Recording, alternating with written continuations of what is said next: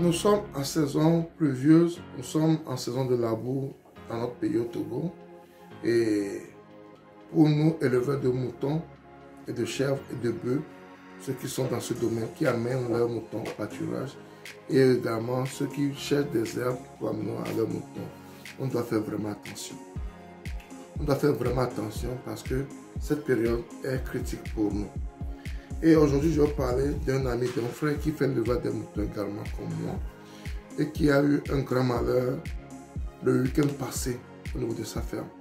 Il avait un grand malheur au niveau de sa ferme et il m'a conté son histoire et je jugeais bon que cette histoire est importante pour vous également. Il faut que vous appreniez cette histoire pour pouvoir être au courant de ce qui peut se passer au niveau de la ferme et comment faire pour être à jour, comment faire pour mettre nos animaux à l'abri de tous ces malheurs.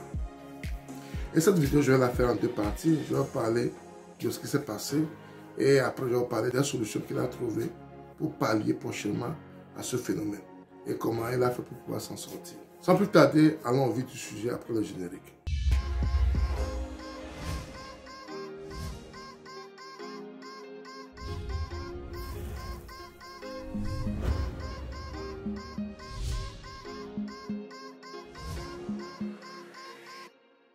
Si tu me découvres pour la première fois, mon nom c'est Sabi Aliati et sur ma chaîne S2 Agro, nous parlons d'investissement en général en agriculture et en élevage. Ces thématiques te sont importantes, tu es au bon endroit.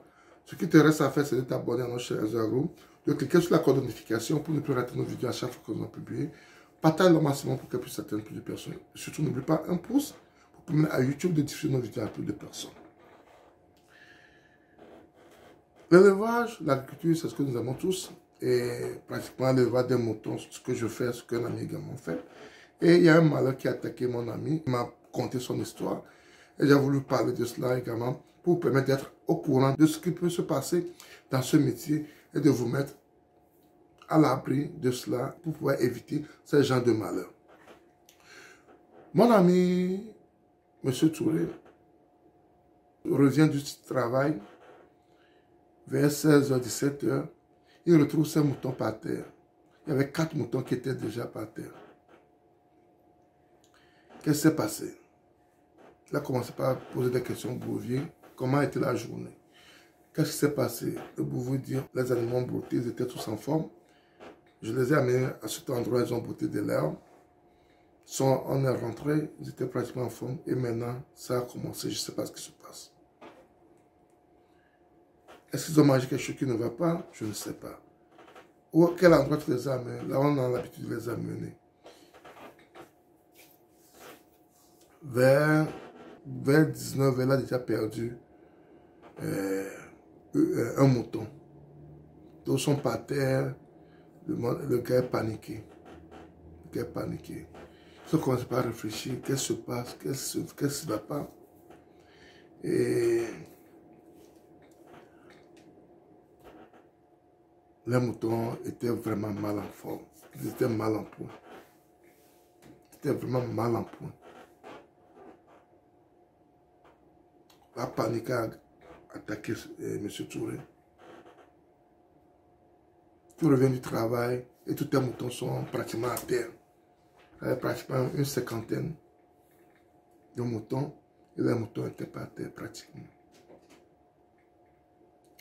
Tu sens qu'ils ont la douleur, ça ne va pas. Il est paniqué, quoi faire? Ils ont cherché à savoir pourquoi cela. Pourquoi cela? Et il a un vétérinaire avec qui il travaille d'habitude. Il a appelé le vétérinaire pour venir voir, pour au moins pratiquer les premiers soins à ses moutons. Le vétérinaire n'est pas là. En cherchant, il a conseillé une autre personne. Et il a appelé la personne. La personne vient. La personne voit les animaux. La personne diagnostique automatiquement la peste. La personne lui dit, la peste a attaqué ces animaux. Il doit rapidement faire ce traitement. Il a prescrit un traitement qu'il doit faire. Donc, ce que je dis, ça tournait autour déjà de 20 h. Il avait trois ou bien 4 qui étaient déjà par terre, qui se sentaient vraiment mal. Surtout les jeunes, les petits, non, ça n'allait pas. Il s'est posé la question, la peste, mais j'ai fait le traitement de la peste tout récemment, j'ai fait tout, mais parce qu'il est vraiment paniqué, il voulait une solution pour ces animaux. Tout ce que le monsieur disait, il l'exécutait. Parce que quand il n'a pas trouvé son vétérinaire, on l'a donné le numéro d'un autre monsieur, qui est vétérinaire également, paraît-il. Donc il a appelé ce monsieur pour venir voir. Et le monsieur, arrivé, il a diagnostiqué la peste. Quand il a diagnostiqué la peste, il a amené des produits pour traiter cette peste. Et il a commencé son traitement. Il a commencé son traitement. M. Touré était là à observer. Il était là à observer. J'imagine, si vous êtes à sa place, vous revenez du boulot, et vos animaux ne commencent pas à tomber un à un devant vous. Ils étaient très bien en forme avant votre départ pour le travail. Vous rentrez, vos animaux ne commencent pas à tomber devant vous. Il y a la panique. Tu revois tout ce que tu as fait comme travail avant. Tu te dis, c'est fini comme ça, qu'est-ce qui m'arrive? Donc, ce vétérinaire diagnostiqué la peste. Il a commencé le traitement de la peste pour ces animaux. Il était vraiment cher également. Mais, vu l'état de la situation, M. Touré n'a même pas cherché à démarcher quoi que ce soit. Pour lui, sauver mes animaux, c'est ça qui est vraiment important pour moi. Sauver mes animaux, c'est vraiment ça qui est important pour moi. Et il y avait certains moutons qui étaient gestants. Il y a eu au moins 5 qui ont fait des fausses couches. Ils ont fait des petits qui ne sont pas viables. Il a fait au moins 5. Donc, c'est vraiment la panique cette nuit. C'est vraiment la panique cette nuit. Et ce monsieur a fait son traitement. Il est parti. Il est parti. Donc, c'est ce qui est arrivé à M. Touré cette nuit-là. Le jeudi passé. C'est ce qui est arrivé à M. Touré le jeudi passé. Maintenant, est-ce que c'est la peste qui a attaqué ces animaux? Est-ce que ce vétérinaire a fait le vrai diagnostic? Est-ce que M. Touré est sorti de son problème? C'est ce que nous allons voir le mercredi prochain dans la suite de cette vidéo. Parce qu'il faut que vous sachiez ce qui s'est réellement passé et la vraie solution que M. Touré a utilisée pour pouvoir sortir de son malheur.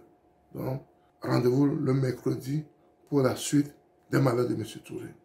C'est ça fait. Si vous avez aimé la vidéo, partagez-la autour de vous. Ça permettra aux gens de savoir ce qui peut nous arriver quand nous faisons ce métier. Et si vous n'êtes pas encore abonné à notre chaîne Zagaro, abonnez-vous à notre chaîne Zagaro. Cliquez sur la cloche de notification pour ne pas rater nos vidéos à chaque fois que vous pouvez. Ensuite, partagez-la autour de vous pour qu'elle puisse atteindre plus de personnes. N'oubliez pas un pouce pour la YouTube de nos vidéos à plus de personnes. Faites ça bien la prochaine.